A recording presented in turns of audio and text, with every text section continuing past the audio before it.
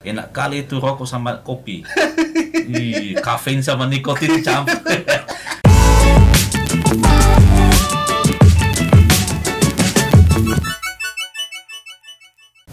Salam teman-teman pemuda dan teman-teman penonton, Bapak Ibu yang menonton video ini pada saat ini. Saat ini kita kedatangan tamu, yaitu Bapak Pendeta Yaman Zega. Jadi kita akan berbicara santai pada saat ini, berhubungan dengan profilnya Pak Pendeta sebelum gabung di BNKP Jakarta. Jadi inilah Bapak Pendeta BNKP Jemaat Jakarta. Jauh Pak? Ya hau. Habis ada Pak? Sehat. Keluarga bisa Pak? Oh sehat juga Pak Ketua. Puji Tuhan. Iya. Ini luar biasa ini Pak Ketua. Bisa buat seperti ini ya, ini luar biasa. Ya, namanya juga pelayanan ya Pak ya. Iya. Jadi kan karena kegiatan selama ini hampir tidak ada, ya sudah kita buat aja gitu. Kenapa yang bisa kita buat ya udah kita buat. Seperti itu Pak. Iya. Wih, tolak taita wih janeta Pak. Tolah ya, tolah boleh. Jadi teman-teman, karena di ruangan ini juga tidak banyak dan kita buka masker. Tadi sebelum kita masuk kita tetap ikuti protokol kesehatan, yaitu kita mencuci tangan, ya seperti itu. Lalu Pak Pendeta, Iya. terima kasih udah datang di sini. Baik Ketua. Dan mungkin sedikit mengganggu. Oh, nggak masalah. Jadi jadi sebenarnya kita ngobrol santai Pak Pendeta. Iya. Jadi tidak ada hal yang tidak ada hal yang begitu penting atau materi yang luar biasa, nggak ada. Iya. Cuma mungkin nanti ada tema tersendiri memang. Karena rencana kami itu bukan hanya sekedar sharing sharing biasa, tetapi kita bisa buat nanti ibadah. Jadi ada tema yang disampaikan oleh Bapak Pendeta nanti. Tapi nanti ada periode-periodenya seperti itu. Lalu pemerintah sebenarnya apa? Saya pribadi saya nggak tahu Pak Pendeta. Saya tahu marga Zega. Zega itu dari mana Pak? Karena di Avulu juga banyak Zega soalnya. Kalau Bapak di mana Pak? Oh, saya di Desa Avia, Kecamatan Gunung Stoli Utara, dan sebenarnya asal kampung aslinya itu dari Desa Nazaleu, Lelebua. Itu perbatasan itu wilayah Kota Gunung Stoli dengan Kabupaten Utara. Avia ya. Avia. Sebelum Muara Indah lah. Iya, tahu. Muara Indah. Kalau nggak salah saya pernah ke situ dulu. Saya nggak tahu Pak Pendeta kenal apa enggak. Namanya Amasuri. Amasuri, ya. Kebetulan dulu waktu di Nias di Gunung Soli waktu saya pernah ngekos di rumahnya. Jadi dia punya kos-kosan gitu kan. Di Gunung Soli. Jadi saya pernah ngekos di. Malah saya pernah ke rumahnya. Rumahnya. Avia itu. Ya. Makanya saya kenal. Jadi gitu ya. anaknya si Wawan juga kan. Yang udah tentara. Tinggal itu anaknya. Oh, ada si Wawan, ada Kasuri itu anaknya. Tahun gempa 2006. Gempa. Enggak, gempa itu kan 2005 ya, betul.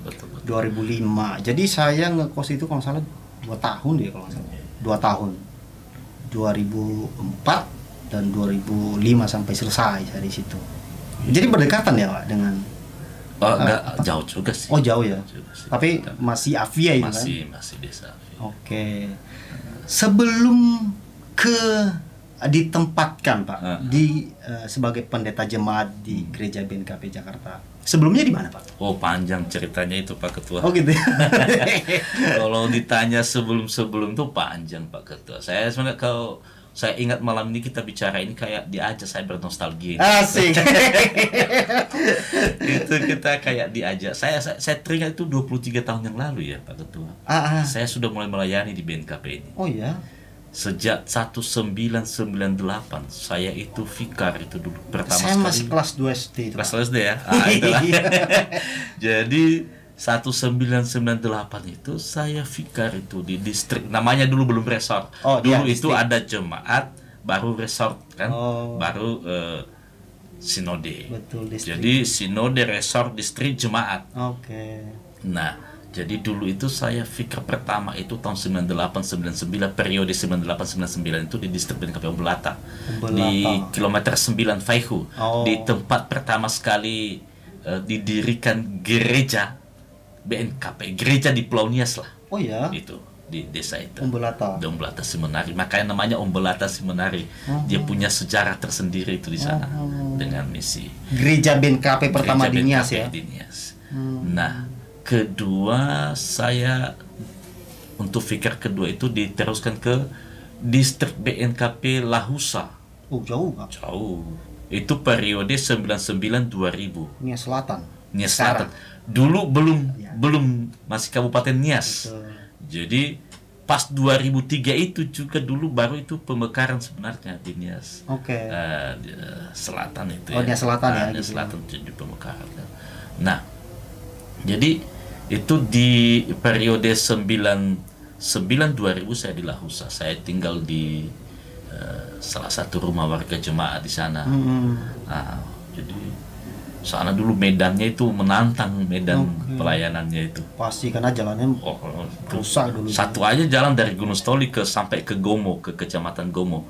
Setelah itu kalau mau ke jemaat-jemaat wilayah satu distrik itu ya harus jalan kaki. Gitu ya. Harus jalan kaki. Mungkin kalau dari Gunung Stoli itu pakai motor kali apa gimana? Bisa pakai motor, tapi saya dulu naik bus dari Gunung Stoli. Ada bus. Saya ingat itu dulu Sinar Masio. Sinar Masio. Sinar Masio yang ke arah Gomo itu dulu. Gitu. Saya nenek itu. Nah, tapi luar biasa sih. Gitu waktu ya, berkesan sekali saya pikir di sana. Karena di samping betul-betul alami lah. Waktu itu ya. Betul. Tahun 99 bayangkan setelah gempa buminya Nias sedikit ada Krismon. Oh iya. Betul. Iya. Itu sangat luar biasa. Setelah itu baru ditabiskan jadi pendeta. Pada tahun 2000. Oh, 2000. Nah, 2000. Berarti 21 tahun yang lalu, Pak? Iya, 21 tahun yang lalu. Setelah itu penempatan pertama saya itu di distrik BNKP Buahe. Oh, di mana itu, Pak? Itu di Muzei. Sekarang namanya itu Kecamatan Boto Muzei. Oh, Nias Barat. Bukan. Kabupaten Nias. Oh, Kabupaten Nias. Dekat kampungnya Pak Wabu. Nias sekarang. Warubu. Sama John Warubu sekarang. Dekat lewat situlah kambing. Boto Muzei. Itu dulu ada 9 jemaat. Satu distrik jadi ada 9 jemaat. Itu juga menantang medannya sampai ke arah Mandeheb sana. Itu wilayahnya Lahagu namanya itu, sampai ke sana wilayahnya. Jadi saya di situ tahun 2000 sampai tahun 2003 saya di situ. Nah, antara tahun 2003 saya diperbantukan untuk melayani distrik Tugalaoyo. Oh, jauh lagi ke arah sana. Dulu itu masuk dalam lagi. Saya harus jalan dari Buahe itu ke distrik Tugalaoyo sekitar 12 km jalan kaki saya. Tugalaoyo berarti Nias Utara sekarang itu, Pak? Nias Utara. Ya, kan? Dulu dia mekar dari Kecamatan Alasa. Betul. Jadi situ. Sekarang dia wilayah udah Kecamatan Tugalaoyo sekarang saya ngerti ya kan. Setelah pemekaran Kabupaten Utara kan. Situ jauh. Wah. Saya harus jalan kaki ke sana. Itu medannya itu menantang kali itu. Tapi kan pada saat itu kan nggak kayak sekarang gitu, Pak ya. Maksudnya itu kalau sekarang kan gampang banget, semua udah bisa. Mungkin kalau di Nias sekarang udah mobil udah bisa masuk lah ya. Atau saya dengar itu Tugalaoyo masih belum. Oh, belum. Motor lah saja sudah bisa. Tapi oke lah mungkin motor. Kalau dulu itu mungkin jalan kaki gitu, Pak. Jadi maksudnya tuh gini. Saya bisa bayangkan gitu ya. Ada nggak sih penyesalan di Bapak pada saat itu? Maksudnya kan dengan menjalani begitu masuk pedalaman untuk pelayanan, ada nggak sih penyesalan sedikit terlintas? Gitu? Oh, kalau udah pendeta udah nggak ada lagi. Tapi terkejutnya saat fikar. Oh gitu. Udah terkejut badan juga di situ kan. Masih mendingan fikar pertama kan di kota di Gunung Stoli. Fikar kedua ke arah Lahusa. Menantang juga gimana? Meneruskan atau tidak ini? Nah, jadi setelah rupanya masa fikar itu betul-betul penting lah untuk seorang pendeta itu. Iya, ya. Karena di situ dia dibekali. Kalau mau mundur ya mundur di situ. Ujian berarti ujian di situ. Betul. Nah, apalagi saat fikir lagi ya mandiri, betul-betul mandiri lah. Nah, jadi setelah saya pendeta ada medan seperti itu udah nggak lagi, karena kayak sudah terlatih pada saat fikir kan. Nah, tapi pada saat fikir sempat nggak sih terlintas, aduh berat banget nih. Ada juga yang nantang-nantang, nggak usah di sini, lebih baik jadi pegawai negeri kan, gitu-gitu jadi sana dulu. Tapi nggak, udah ambil kesimpulan sih gitu ya. gitu. Tapi Komitmen. gimana ceritanya bisa masuk di kepengurusan apa tuh namanya, BPHMS apa di mana tuh? Oh, Kantor Sinode? saya di Sinode bukan karena struktural. Saya setelah saya dari Buahe itu dulu 2003 tadi, terus saya pindah ke distrik Sole 2, Kecamatan Lelebau. Kalau pernah dengar itu Tegizita. Pernah. Nah, di situ. Nah, di situ saya 8 tahun kami di situ. Melayani di situ. Nah, setelah 2009 baru saya dipindahkan ke kantor Sinode. Pertama saya dipindahkan sebagai kepala departemen diakonia BNKP. Dulu namanya bukan ke departemen diakonia. Dulu namanya itu Departemen Pengabdian Masyarakat. Pengabdian Masyarakat. Sekaligus saya sebagai direktur Pelmas. Pelmas itu pelayanan masyarakat, lembaga pelayanan masyarakat yang dimiliki oleh BNKP. Nah, jadi ada pendampingan kepada masyarakat di pedesaan, kelompok petani. Nah, itu. Gitu. Nah, itu saya di kantor Sinode itu 5 tahun sebagai kepala departemen diakonia, sekaligus sebagai direktur Pelmas. Baru 5 tahun diangkat lagi menjadi kepala sekretariat kantor Sinode. Jadi, sampai tahun 2018. Jadi April kan 2018 kan saya pindah di sini, ditempatkan di Jakarta. Ceritanya begitu ya. Nah, oke Pak. Bagaimana ceritanya bisa ditempatkan di Jakarta? Nah, ini apakah ini itu yang pasti kan nggak di salah satu jemaat kan nggak semua kan ada saya nggak tahu ya, mungkin semua ada kesempatannya. Tapi kenapa Bapak yang dipilih? Itu. Sebenarnya banyak pertimbangan sih, banyak yang mesti ditempatkan di sini. Hanya mungkin kebetulan hari itu ya keputusan Sinode mungkin ya udah si pendeta ya aman dulu ditaruh di situ, udah 10 tahun juga di kantor. Jadi biar ada pengalaman di jemaat lagi. Kalau di kantor terus mungkin dia agak tahu gimana. Jadi biar jangan lupa pelayanan jemaat, akhirnya BPM sebenarnya utus ke sini. Karena kalau saya sebenarnya berat juga, kan keluarga, terikat tugas di sana. Betul. Anak-anak masih kelas 3 itu SMA. Apalagi ibu PNS. Itu yang berat dulu. Pindah ke Jakarta, siapa yang ngurus-ngurusin? Satu orang gak ada yang saya tahu. Betul. Nah, makanya beberapa bulan setelah Bapak pindah 1 tahun, Pak. 1 tahun di Jakarta sendiri. Sendiri di sini ya. Itu tantangannya. Itu tantangan. Tapi kenapa jadinya Bapak terima? Ya, biasanya kita itu di Sinode itu kalau pendeta itu ya apa keputusan Sinode itu kita wajib menghargai itu. Betul, ya. Karena pelayanan. Karena kita berpikir bahwa pimpinan Sinode itu adalah wakilnya Allah juga. Jadi justru kalau kita minta-minta ditempatkan di mana-mana, ya, sebenarnya kita harus review ulang komitmen kita. Betul. Sebagai seorang pelayan. Jadi kalau pimpinan bilang pindah di sini, pindah. Artinya bahwa nggak boleh minta dan nggak boleh nolak. Nggak boleh nolak. Jadi ketika kalau ada pertimbangan mungkin bisa ada pertimbangan itu, tapi ya itu tetap keputusan itu sebagai pimpinan Sinode yang kita anggap bahwa itu ya mungkin itu rencana Tuhan melalui pimpinan kita, tempatkan kita di mana-mana. Begitu. Berarti itu tergantung kebijaksanaan daripada Sinode gitu. Iya. Dan di Sinode BNKP itu setiap 5 tahun itu mutasi. Nah, itu. Itu sudah menjadi keputusan supaya semua itu bisa merata lah. Betul. Yang di desa bisa ke kota, yang di kota bisa ke desa. Jadi supaya semua bisa merata, jadi nyaman gitu. Ya. Pak, saya minum Pak. Oh iya. Minum. Oke Pak Ketua. Ya. Berarti 10 tahun di Sinode, berarti nggak ada jemaat. Nggak ada jemaat, nggak megang jemaat lah di situ. Full. Di kantor. Itu jam 8 sudah mulai ibadah di kantor. Pulang nanti jam 4 sore. Atau jam 3 kalau apa nggak masalah. Tapi kalau ada pekerjaan itu bisa sampai sore bahkan sampai malam, seperti pada saat perayaan jubileum 150 tahun Berita Injil Nias. Tuh sampai begitu juga pada saat sidang raya PGI. Itu. Walaupun 4 sinode yang panitianya, tapi karena sayanya BNKP yang paling banyak di sana ya lebih banyak terlibat sih. Apalagi karena diadainnya itu di lingkungannya Sinode. Nah, itu di kota Gunung Soli. Gitu ya. Oke, kita minum ya. Silakan, silakan Pak. 10 tahun. Iya. Oke. Nah, FKUB. Oh iya. Itu pas ada di Gunung Stoli pemilihan ini ketua FKUB itu, saya sudah di Sinode, saya sudah di kepala sekretariat kan. Ya jadi supaya ada perwakilan-perwakilan gereja-gereja, kebetulan saya direkomendasi oleh Sinode untuk mewakili BNKP di sana. Ya begitu sampai terpilih jadi ketua FKUB. Itu 1 tahun saya jalani itu ya, 1 tahun saya jalani. Ya, bisa bertemulah dengan berbagai denominasi gereja, juga dari teman-teman Muslim. Berarti bukan hanya denominasi gereja berarti? Bukan. Kalau FKUB itu berbagai agama. Panjangannya apa Pak?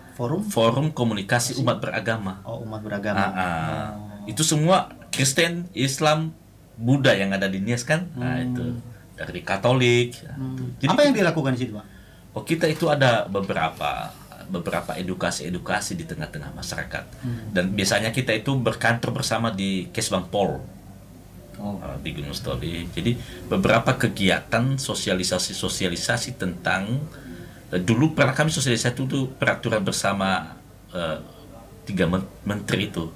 SKB apa? SKB 3 menteri tentang itu. Jadi itu seperti itu. Terus ada program-program daerah yang bersentuhan dengan masyarakat secara umum. Dan FKUB datang juga untuk melakukan edukasi kepada masyarakat. Dan tidak lama saya di situ. Itu 1 tahun saja. 1 tahun setelah itu pindah ke sini kan. Oh gitu. Nah, terus diteruskan lagi oleh Pak Evorus jadinya ketua. Oh gitu. Pak Evorus BNKP, Pak Pendeta Tuhoni. Berarti setelah ke sini FKUB nggak mungkin lagi dilanjutkan Nah, ya? tapi tetap itu jatah BNKP. Oh. Akhirnya makanya Pak Evorus. Sebelumnya Pak Evorus juga ketua FKUB di Kabupaten Nias. Oke, berarti ini kemarin Kota Gunung Stoli. Kota. Nah, kan udah 4 kabupaten kan 1 kota. Setiap kabupaten itu ada FKUB-nya juga. Bagus sih. Bagus. Iya ya, karena saya pikir di Nias perlu ada yang begitu, Pak. Mesti. Karena apa namanya? Saya melihat ya, sekarang itu beda banget. Kalau saya bandingkan dulu, kalau kami dulu di Avulu gitu Pak. Kalau di Avulu memang hanya Muslim dan Kristen. Hampir tidak ada bedanya. Kami nggak mungkin gini ya. Dulu itu hampir tidak ada bedanya gitu. Ya Islam, Kristen. Kita nggak tahu bahwa itu ada perbedaan. Maksudnya hampir tidak ada perbedaan. Jadi tidak pernah dibicarakan atau tidak pernah diperdebatkan. Lu Islam, gua Kristen gitu. Nggak pernah. Makanya saya pikir perlu ada yang begitu Pak. Ya dengan kita lihat dinamika sekarang itu perlu banget ada. Supaya pendidikan toleransi itu sebenarnya sudah dimulai sejak dini. Betul. Bahkan di tengah-tengah komunitas paling kecil itu keluarga itu ada pemahaman-pemahaman, ada edukasi tentang pentingnya hidup harmoni, hidup berdampingan itu penting. Karena menurut saya nggak tahu Pak Pendeta setuju apa enggak, bahwa agama itu bukan untuk diperdebatkan. Ya. Ya. Jadi saling toleransi gitu, saling menghargai. Saya pikir itu lebih baik gitu. Itu. Justru di sana artinya dengan hidup berdampingan itu di sanalah teruji seseorang itu bagaimana dia mengaktualisasikan keberagaman itu dan juga mengaktualisasikan imannya bisa hidup berdampingan dengan orang yang berbeda dengan dia. Dan itu penting sekali. Tapi sebenarnya ya mungkin karena perkembangan teknologi juga ya, maksudnya kan sosial media. Ya. Jadi artinya kalau apapun yang terjadi di Jakarta detik ini udah sampai juga gitu kan. Kalau mungkin dulu kita nggak tahu gitu ya, maksudnya tuh kalau contohnya Pak Presiden Soeharto gitu ya ngumumin apa baru nanti nyampe di Nias mungkin 1 bulan atau berapa bulan yang lalu gitu, setelahnya baru nyampe di Nias. Ini hitungan detik. Hitungan detik. Makanya detik ini kejadian Jakarta udah detik ini nyampe juga di Nias. Mungkin itu salah satu efek negatifnya kan ini perkembangan teknologi gitu ya. Oke Pak, saya mau klarifikasi nih. PAW DPRD. Bapak pernah jadi? Oh enggak, belum. Tapi saya pernah ini jadi caleg Oh gitu. di Partai Demokrat. Nah. Kok gimana Pak ceritanya dulu tuh, Bang? Nah, itu saya masih di kantor itu dulu kan. Tapi belum- Jadi kan nggak megang jemaat saya. Oh, berarti Nggak ada tapi jemaat. belum jadi PLW. Oh, belum. Oke. Saya hanya di calegnya. Oh. Jadi pada saat pemilihan itu ya kita kan nggak gimana ya. Sebenarnya orientasi kita itu bagaimana mengedukasi masyarakat itu berpolitik secara benar, baik, tanpa harus dibumbui dengan money politik ini. Tapi ternyata masyarakat masih belum bisa menerima 100% ide untuk memperbaiki sistem itu. Berat menurut saya, Pak. Ya, Karena kan di pikiran orang itu tuh mama ya mungkin nggak tahu lah ya, mungkin masyarakat juga ya futa gemben ya oba saya begitu demo begitu ini nara gue saya ya, tapi walaupun seperti itu, mestinya terus-menerus dilakukan. Orang-orang yang ideal seperti itu terus harus ada itu. Kalau tidak juga seperti nanti dilegitimasi cara-cara yang tidak benar ini. Jadi bukan persoalan berhasil dan berhasil, tapi mestinya setiap tempat wilayah ada orang-orang yang berbeban untuk melakukan edukasi kepada masyarakat. Tapi setidaknya sebagai penyeimbang lah. Betul. Kalau tidak juga hancur ini masyarakat. Tapi sih ada nggak sih pengaruhnya, Pak? Mungkin karena ekonomi kali. Artinya bahwa ketika seseorang yang bisa dibilang ekonominya kurang bagus, maka kadang-kadang kan berpikir pendek gitu ya. Tapi bukan itu yang mendominasi khusus untuk politik loh. Bukan itu yang mendominasi mereka mendapatkan uang itu. Oh, bukan. Banyak faktor. Tapi mungkin salah satu kali. Salah satu. Bisa juga faktor karena mereka bukan hanya pernah sering menjadi kecewa terhadap orang yang mereka percayai. Ternyata faktor utama itu sih setelah berhasil duduk, sepertinya terputus komunikasi mereka, sehingga mereka bilang udah sekali lagi kalau kau bikin gitu, kami harus juga begini. Betul. Jadi kalau soal kemiskinan sih, berapa sih kalau dia dapat uang itu satu hari itu? Apa bisa cukup untuk tapi bukan itu faktornya. Nah, kedua, ada pemikiran bahwa memang kesempatan lah. Betul. Ya. Sebenarnya setelah kita perhatikan, kalau udah mereka terima uang itu bukannya mereka atau beli enggak, mereka foya-foya kan di situ, minum, rokok gitu. Bukannya mereka simpan loh, enggak. Betul memang. Tapi ada itu kayak gitulah.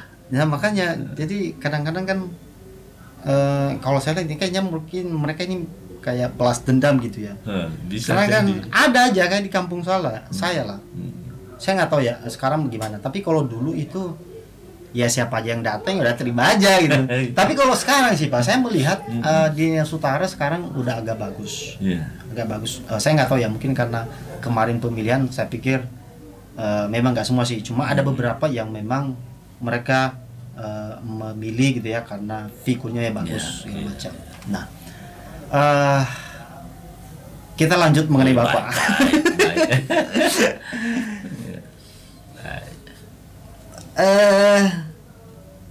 Perokok berat. Saya itu dari SMA sudah perokok sebenarnya. SMA, kuliah, apalagi SMA di mana dulu, Pak? Saya SMA Negeri 1. Oh, Bumi Solis. Iya, Mustolis. Itu Istanbul 988 ke 90. Satu itu kami tamat SMA situ. Nah itu betul, saya tinggal di asrama itu, asrama Tohia itu, bayangkan lah, tinggal di asrama. Nah itu bisa suka-suka ya, namanya ngeri kalau saya ingat itu. Terus kuliah merokok, setelah itu pikir merokok kan. Nah, pendeta pun udah merokok lagi. Nah setelah di kantor juga merokok. Makanya di kantor Snode itu AC itu selama saya di situ nggak pernah hidup itu AC. Tapi memang benar Pak, dulu ada almarhum Lase di Pendeta Lase, FG Lase. Saya lupa namanya. Iyalah dia yang di Irano Lase di sana. Iya, sekarang ada. Nah. Saya kenal. Oh gitu ya. Nah, jadi kalau almarhum itu dulu Ya kalau rapat majelis ya merokok di situ gitu ya. Iya. Ya mungkin didukung karena di situ kan nggak ada AC gitu. Iya. Jadi dibuka. Cuma kalau dulu itu saya mikirnya udah santai aja, biasa aja gitu. Tapi setelah saya pindah ke Medan. Saya pindah ke Medan. Kalau dulu sempat bergereja di gereja Betani itu. Nah, di situ kan sama sekali nggak boleh. Iya. Jadi mikir, astaga, berarti salah dulu itu yang bikin Pak Pendeta itu kok bisa-bisanya gitu ya. Nah, apalagi ditambah sekarang pindah ke Jakarta, sama sekali kayak betul-betul tabu ketika merokok di dalam gereja. Betul-betul tabu. Nah, mungkin saya nggak tahu lah kenapa dulu begitu, Pak. Apa sampai sekarang begitu, Pak, di Sinode? Ada yang perokok, ada yang tidak perokok juga. Oh, gitu. Ada. Sebenarnya merokok itu sih merusak kesehatan. Betul. Sangat fatal ya. Betul. Kalau kita lihat itu ternyata lebih besar biaya pengobatan daripada harga rokok yang pernah dikeluarkan selama beberapa puluh tahun nanti. Malah apa itu, Pak? Uang rokok, uang pengobatan. Jadi itu ngeri. Nah, jadi dari segi kesehatan itu sangat fatal sebenarnya. Nah, puji Tuhan saya bisa off dari situ. Gitu. Itu luar biasa perjuangan. Kalau itu meninggalkan itu bisa stres kalau nggak kena komit ya. Iya. Tapi kalau udah komit itu berat. Saya beberapa kali juga jatuh bang untuk tinggalkan 2 tahun nggak merokok. Setelah pergi entah ke daerah dingin, ada pelatihan, ada pertemuan, terpancing lagi situ merokok. Lagi di daerah dingin itu, enak kali itu rokok sama kopi. Kafein sama nikotin campur. Tapi itu, jadi saya hancurkan untuk pemuda-pemuda, ambil komitmen itu, karena saya pikirkan itu, ternyata lebih besar risiko biaya pengobatan daripada biaya rokok yang kita keluarkan. Jadi udah tua gimana lagi, dari mana dapat biaya pengobatannya kan nggak ada lagi kan. Jadi lebih baik di komitmen aja, tinggalkan itu aja. Gitu ya. Tapi luar biasa punya komitmen gitu. Ya berat sih, berat. Adaptasi itu meninggalkan itu berat itu. Iya, berat. Tapi itu ya mungkin bukan hanya kekuatan kita juga sih. Ya. Kita butuh juga doa ya, komitmen dalam hati itu. Sama kayak bapak saya juga begitu sih. Cuma bapak memang nggak ngerokok, dia mau nggak nafsu. Nah, cuma kalau dia bilang saya merokok. Kalau berhenti, udah berhenti. Gitu. Artinya bisa dia kendalikan ya. Ya, dia bisa kendalikan. Jadi rokok itu belum candu. Iya. Gitu. Kalau masih belum candu ya itu memang bisa dikendalikan. Tapi kalau udah candu itu saya termasuk dulu tuh. Berat itu. Tapi itu hanya itu saya alihkan dulu setelah itu, apalagi setelah pindah di sini kan berolahraga. Itu jadi terlupakan gitu aja. Itu. Oke, Pak. Sebelum pindah ke BNKP Jakarta, bagaimana Bapak melihat gereja BNKP Jakarta khususnya?